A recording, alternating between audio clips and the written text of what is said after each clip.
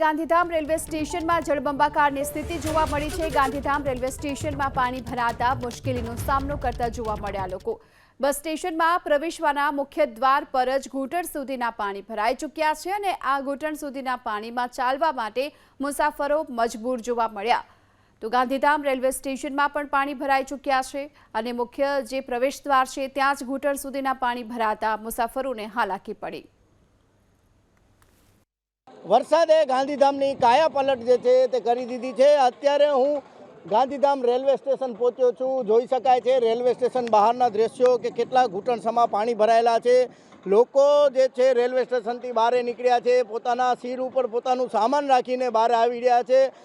આ કેવી તંત્રની બેદરકારી હશે કે આ પાણી જે છે તે રેલવે સ્ટેશન ઉપર ભરાયા છે। આ કોઈ ગામના કે કોઈ શહેરના વિઝ્યુઅલ્સ નથી, પરંતુ આ જે તસવીર જોઈ રહ્યા છો એ ગાંધીધામ મહાનગરપાલિકાના રેલવે સ્ટેશનના વિઝ્યુઅલ છે। મોટી ઉંમરના લોકોને અહીંથી પસાર થવામાં હાલાકીનો સામનો કરવો પડી રહ્યો છે।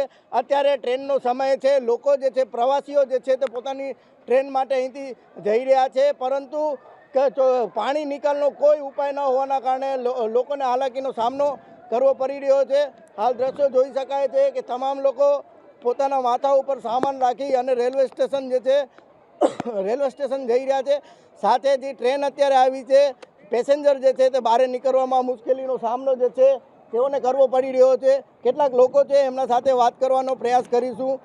ભાઈબંધ, શું કહેશો? આ પાણી જે છે તે ભરાયેલું છે, બહુ બધું ભરાયેલું છે, આમાં બહુ તકલીફો પડે છે અને આમાં કોઈ જાતનું કોઈ તપાસ નથી કરતા, કોઈ હેલ્પ નથી। આ બધાને તકલીફ પડે છે અહીંયાથી જવામાં આવવામાં, અને ઘણા માણસો બહારથી આવતા હોય છે, એ લોકોને પણ અહીંયા કોઈ મળતું નથી અને એ હિસાબે અહીંયા ઘણા બધા અંદર ઊભા છે, બહાર ઊભા છે, ઘણી જગ્યાએ ઊભા છે માણસો। ચોક્કસથી પાણી ભરાઈ જતા લોકો જે છે તે અંદર બહાર ઊભા છે। હજી પણ તમને તસવીરો બતાવવાનો પ્રયાસ કરીશ। જોઈ શકાય છે લોકો જે છે તે પ્રવાસીઓ જે છે પોતાની ટ્રેન માટે જે તે રેલવે સ્ટેશનની અંદર જઈ રહ્યા છે, પરંતુ રેલવે સ્ટેશન બહાર જ આ દુર્ઘટના જે સમસ્યા સર્જાય છે, લોકોને હાલાકી પડી રહી છે। જોઈ શકાય છે ભાઈ પણ જે છે તે અહીંથી પસાર થઈ રહ્યા છે। પ્રવાસીઓ છે તેઓની ટ્રેન જે છે અત્યારે છે તેઓ પણ रेलवे स्टेशन के अंदर जी रहे थे। बीजा भाई से एमना साथे बात करने प्रयास करूँ।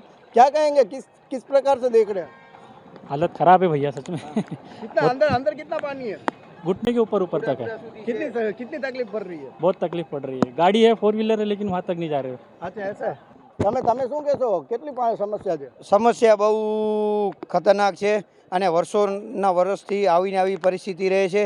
અહીંયા કને પાણી એટલું બધું ભરાય છે, અમારી ગાડીઓ હોવા છતાં અમે ગાડી બહાર પાર્ક કરી છે અને તમે જોઈ શકો છો કે રેલવે સ્ટેશનની અંદરના ભાગમાં એટલું બધું પાણી ભરેલું છે કે વાત જ જવા દો।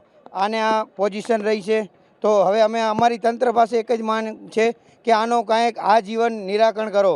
આ વર્ષે ને વર્ષે આવું ને આવું પાણી અહીં ભરાય છે।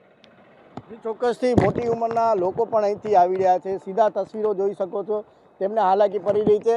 આ રેલવે પોલીસ સ્ટેશન છે, એનામાં પણ પાણી જે છે તે ભરાઈ ચૂક્યું છે। વડીલોથી વાત કરીશું। क्या कहेंगे, कहाँ से आ रहे हो? इतना पानी गांधीधाम में। क्या कहेंगे, कहाँ से आ रहे हो आप? कोई व्यवस्था नहीं, कुछ तो यहाँ होना चाहिए। लोग बाग वहाँ यात्री प्रतीक्षालय में कितने परेशान है, सुबह से बैठे कि ये पानी कम हुए तो हम अपने गंतव्य पे पहुँचे। प्लेटफॉर्म नंबर 1 हाँ, पानी गया है। क्या कितना सुनती पानी? 1 नंबर प्लेटफॉर्म है ना।